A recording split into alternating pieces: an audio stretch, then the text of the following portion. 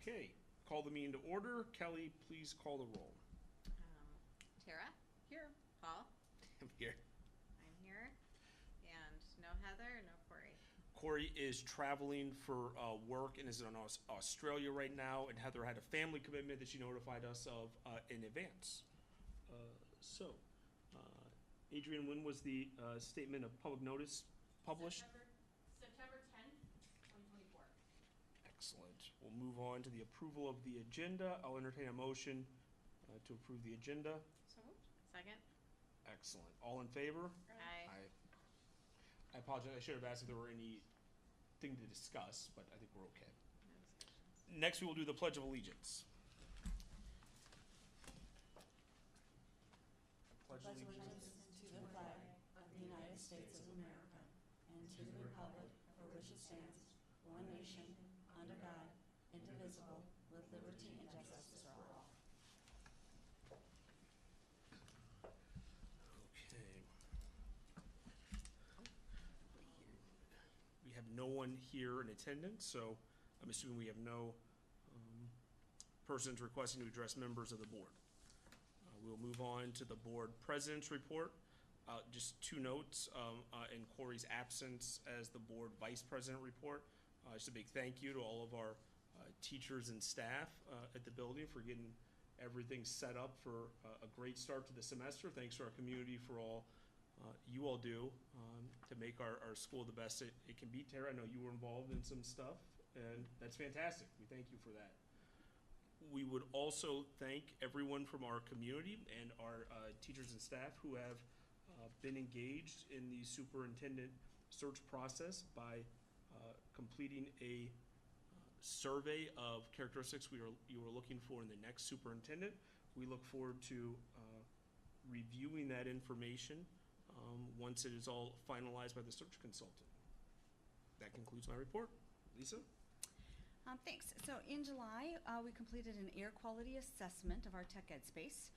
The laboratory results resulted in we tested for inhalable dust, respirable dust, and total dust, and they were all below the applicable OSHA, NEOSH, and ACGIH limits. Our Wish-Up area is deemed safe in air quality. Mr. Maynor is going to continue to follow all other safety protocols, masks for the kids, ponytail holders, and all those safety things that we would expect in the tech ed lab by students.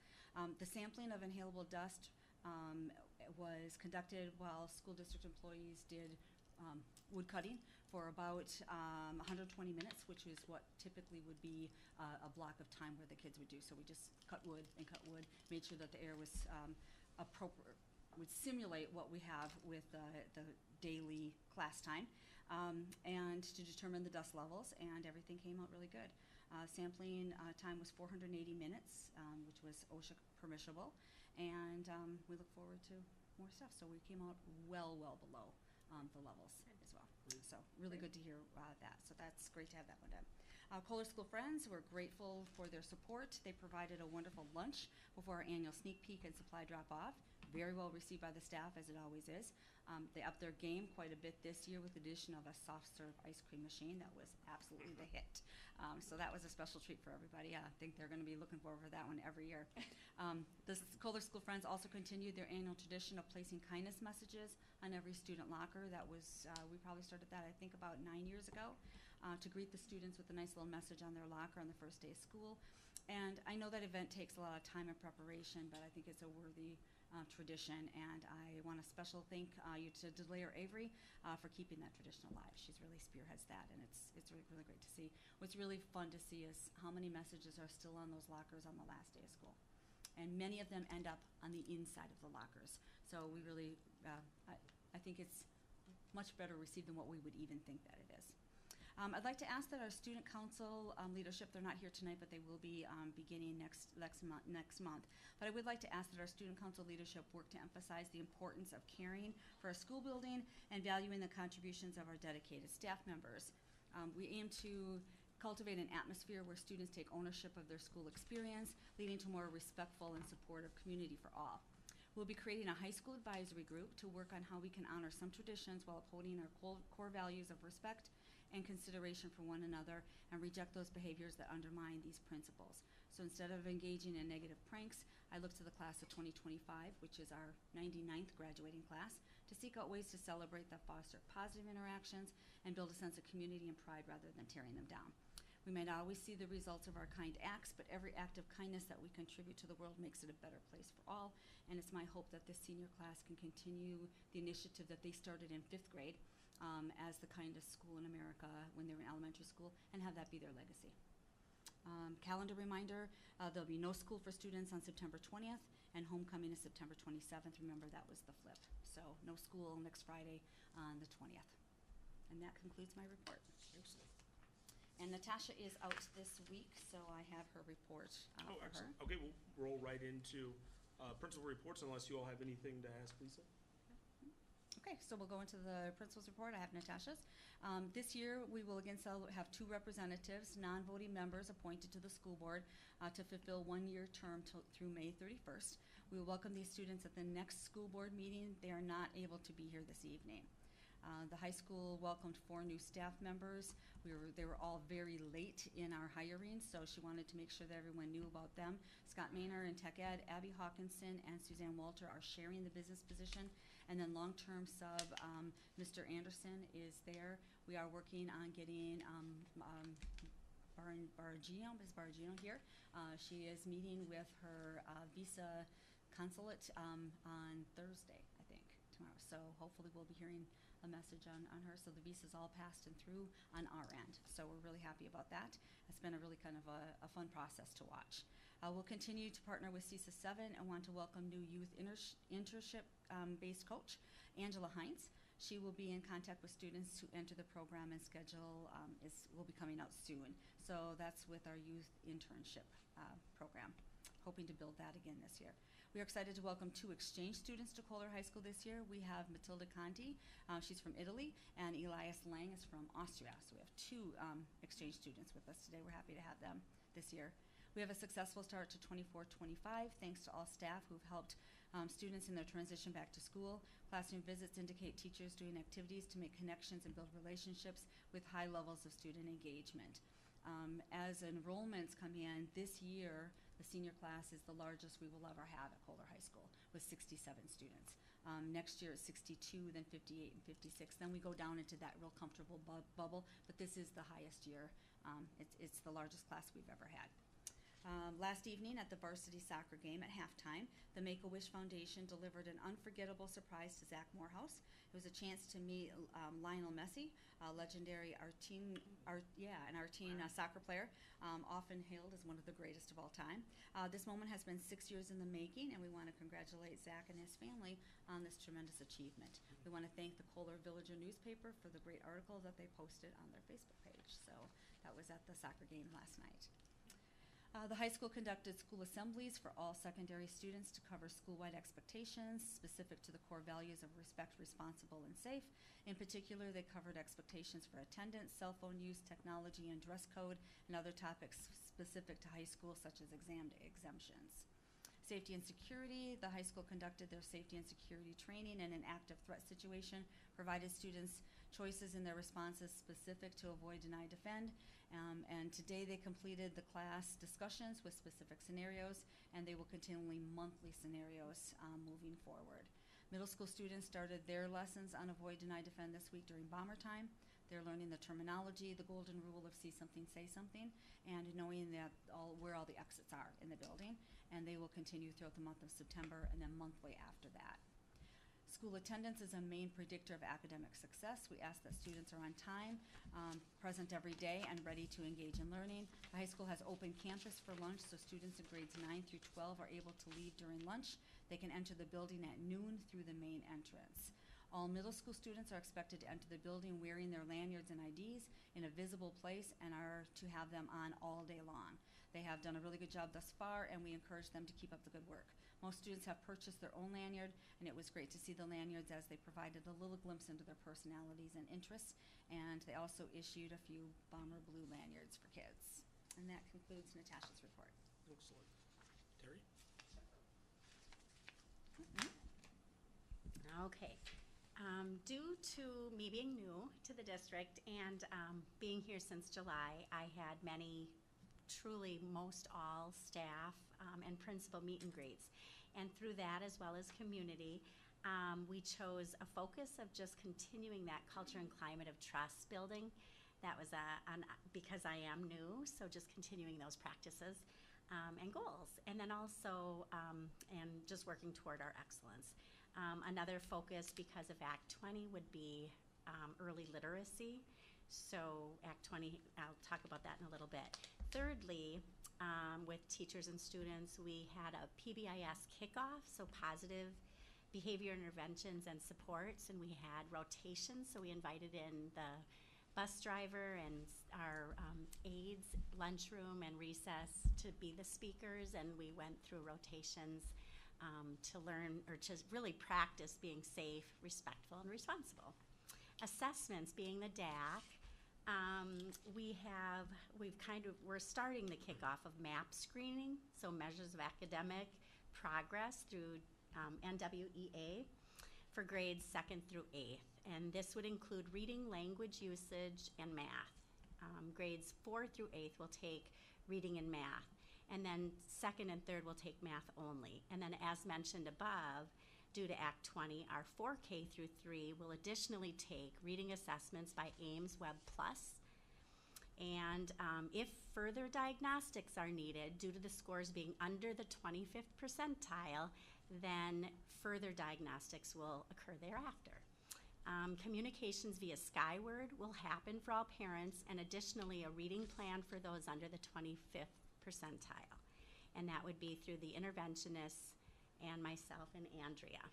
So a team of how we intervene. For those students new to the country, as EL coordinator, I will be screening. We do have a couple students from outside of the country, so we have 30 days to then further screen in order to just best support all of our students. And safety, as Natasha mentioned, just the continual lessons and drills for practicing safety throughout September. Teachers will be doing lessons. Tuesday we had a whole district fire drill, and just really following up with debriefing on those exit protocols and safety, and it went pretty flawless. So that is it for me. Great. Anything for Terry? Will we, additionally for safety, will be having the school crossing guards?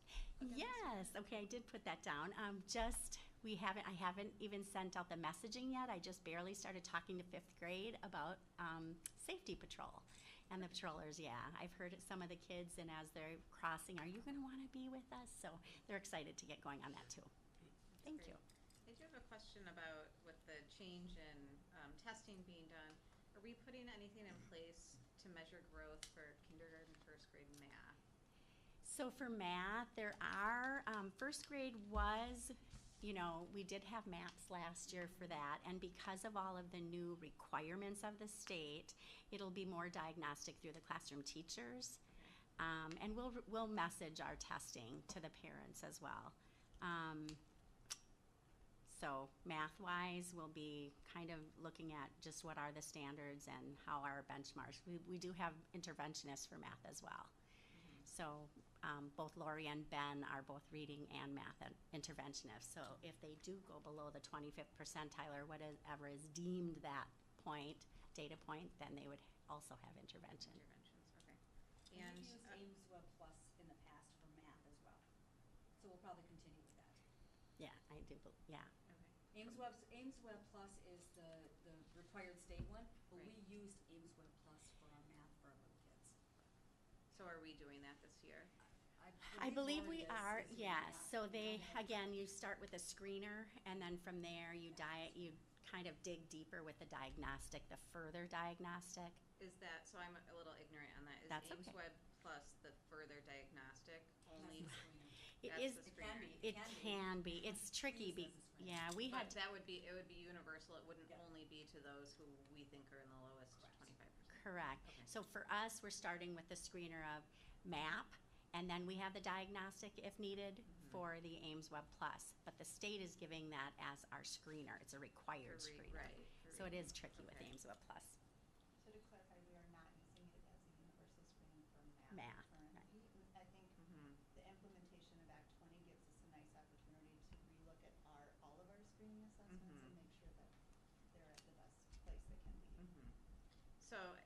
question is, we have all these screeners in place formally, except for math at kindergarten and first grade. Are we looking at putting some formal, just to, so that we can measure growth where it's normalized across, nationwide standards? I know that there is, and it might have been, was it San Diego, the screener that they used last year? I don't recall the name of it, but I can get that for you. There was a screener that was used, and it's kind of old school, the paper pencil, but it gave the original data, and teachers did like it, so I can, I thought we did Ameswood Plus at K1. so I can double check on that. We'll double Yeah, I check would that. encourage some type of, really computer adaptive testing that's nationally recognized, if we You're can. right, we do that for every other grade, but not K1. Right, and if, well, if we're doing maps, second through eighth, for math, why, is that an option to continue doing that kindergarten and first, and then it's the same test? Yeah, we can look at that as well, because the K2 map was not good. We did not like it. So that's why we went to the Ames Web. So K2 reading was not good. They don't like it For the read, for well, the reading. But we could do it for math. was that only done for 1 year? So I would be careful when we have a test that's normalized over hundreds of thousands of students across the nation, and we've got class sizes of 15, to say that 1 year we don't like it when it's been shown to be accurate. Yeah, I think it would be good to have in place the same test so that we To can have compare. history, yeah. Uh-huh. And sorry, one more question. No, you're EL good. students, do they take all of these tests? So they do. So when they're new to the country, they take a home survey, and then when that has identified them to being second language and very not fluent, then we have 30 days to reassess. Okay. In addition to that, we have the access test that comes later, around December, and I'll talk more about that as these other assessments like Forward and other state tests come. But it gives kind of a beginning of where they're at so we can support. So I would think someone who's new to the language test below the 25th percentile, but Yeah. perhaps can be a strong reader in their native Yeah. language. Do they get an intervention plan that? Would they qualify? Yes, Mhm. they would. If they're under that 25th percentile, we have a reading plan. That's state required now. That's new. That's one of those reading plans that the classroom teachers are involved and interventionists are involved, and then myself, principal. Okay. So to establish those reading plans. And those get sent home via Sky, what is the, Sky Alert. Sorry. Yes, those will be given Sky Alert and paper too, to the families. Sounds good. Thank you. Okay, we will move on to the report of the Finance Committee. Tara, if you want to start us off? We met this week, and we have nothing out of the ordinary to report. Everything is attached. Excellent. Any questions on the attachments, Helen? No. Me neither. Okay, we're gonna move now to item 5. Do anything I think we're just gonna roll right into the review of district finances for Isaac, so take it away. We finished up the audit a couple weeks ago here, but that was a very intense 2 weeks, so that's nice to see an end of that. That was unique being the transition time, I'm the one here, but it was Matt's records, so very time consuming, so I appreciate all of your patience in that time. But very excited about next year's audit after going through everything with them. I feel like I'll be very well prepared for next year, so very excited. Well, I was an auditor in the past, so yeah, that'll be fun. But yeah, now I'm moving on to annual meeting preparation, finalizing the budget, and getting ready for everything else that we'll have for that. Just kind of making sure everything in the meantime moves along smoothly. Nothing really unique as far as expenses go. The one thing that is interesting right now is our online platform for revenue is having some trouble. It's still collecting receipts, but I can't access it. And that's just a safety precaution on their end that they won't let me in because they don't know who I am, which is great, but there's no one to authorize me to get in. So we're working through that right now. So I cannot report on revenues just yet because I don't have anything to show for it until I get in. So it's taking some time. They're not a very quick software to use. So Okay. we're working on that. It would probably be worth, and I appreciate that frustration there. I get you. Probably want to get in a position where we have a little redundancy built in, so that just in the event something ever does happen, if you got sick or something, you know that we could have someone else That's also exactly log the in. plan. So I think it's a great idea. I was going to make sure some was set up in a backup in there. That way, We've had to do a lot There's of two that people.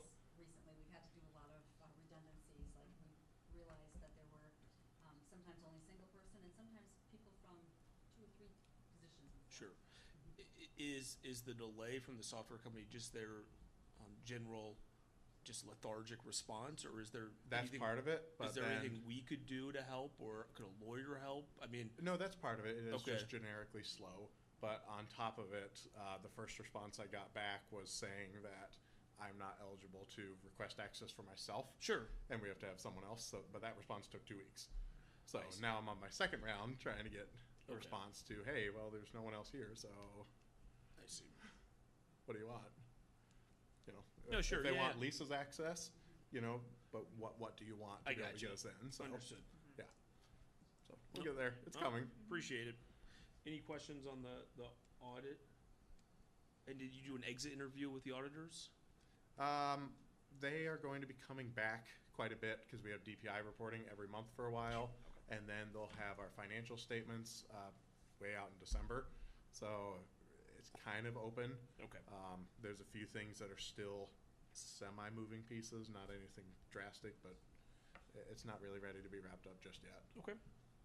Just waiting on DPI to okay a few things, so just little items. Sure. Yeah, I appreciate the work on that. Certainly. Yeah, thank you.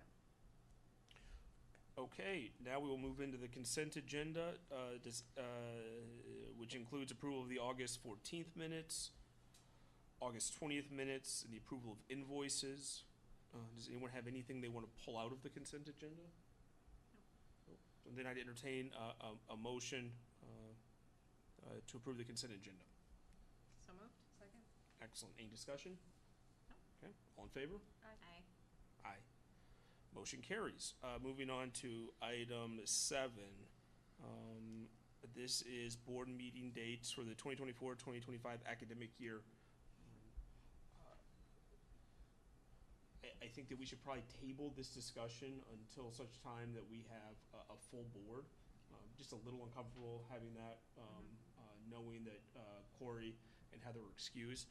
What I would ask Adrian or Lisa, what I would ask is if we could get some sort of survey out to us to complete electronically about potential times that work for us. And if you could, before you send that survey, it'd be helpful that your team had already given their input so that we know who could be there or not. Yeah, I think that's great. Tara, do you have any concerns with that? No, I think that's great. Just finding out what day is the best, as we're finding Wednesdays are a little bit more of a struggle. Yeah. So, Yeah. okay, no problem, I can get out a survey. Okay, next we will move on to item 7B, superintendent search update. So just for the group, we have our electronic survey window is open through September 13th, which would be this Friday. And do we anticipate all staff having completed by then, or near close to all of them? Yeah, I sent that out earlier this week, as soon as I found out that they wanted it done by Friday. It was my understanding initially that they were gonna do it on Oh, the sure. 20th, so, I get you. got that out right away. I'll send a reminder tomorrow. I don't know where they are on completion, I don't have Sure. access to that. Okay, I understand. But I will send out a reminder, I sent out a reminder to parents, at the same time, so I think that helped a little bit in that. So I'll do the same, saying Thursday that it's gonna close. Sure. Last chance, please, get your input. Could we also there have another Facebook post for the community members, just to do maximum? And I think it would be okay if we wanted to send another email to parents as it's closing, that just reminding them it's closing. Yeah, I also gave, the library, the hard copies. And, Great. Erin's been putting them in the books. So Right, as I she's did checking see them those out. in the hallway. Yeah. Pick up your book, you get it. Pick up your Yeah. book, you got a survey. So the next, the first group event is going to be September 19th. That is a community focus group, and that will be from 6 to 7:30 p.m. The location is to be determined, according to my notes. Have we set a location? And if not, we probably want to find someone to run point here to set a location, advertise it. To our knowledge, do we have a location? It's okay if we don't. I don't know if we decide.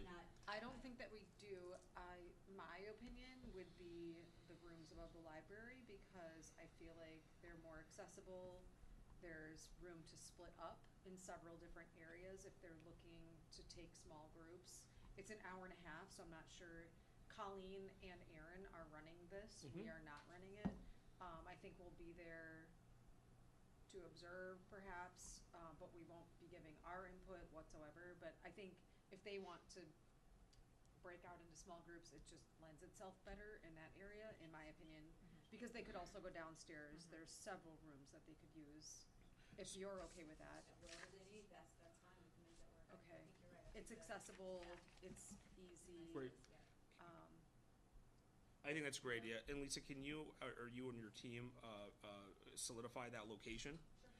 And then I would ask that we blast out information about that. You might want to wait. We might want to wait till after we're done communicating the survey.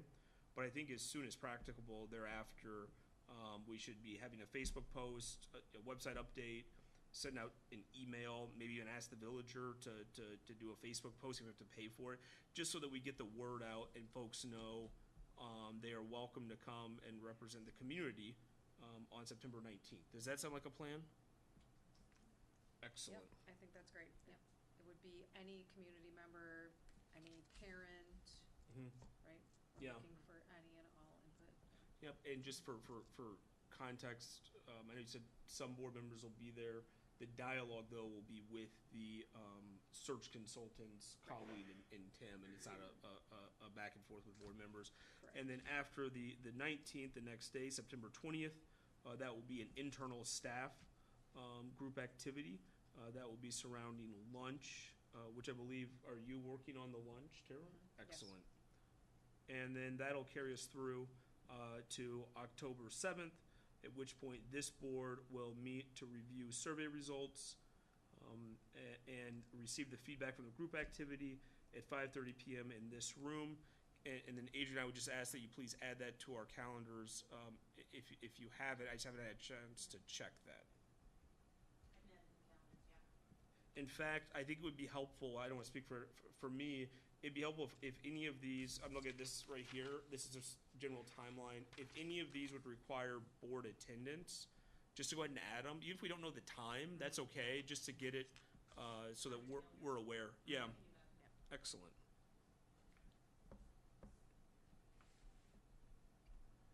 Do either of you have anything to add in terms of information on the search update through October 7th? No, I don't think so. Okay, we are moving along here. At that point, we are now at item 8. I would call for a motion to adjourn. So moved. Second. All right, all in favor? Aye. Made it. We are adjourned.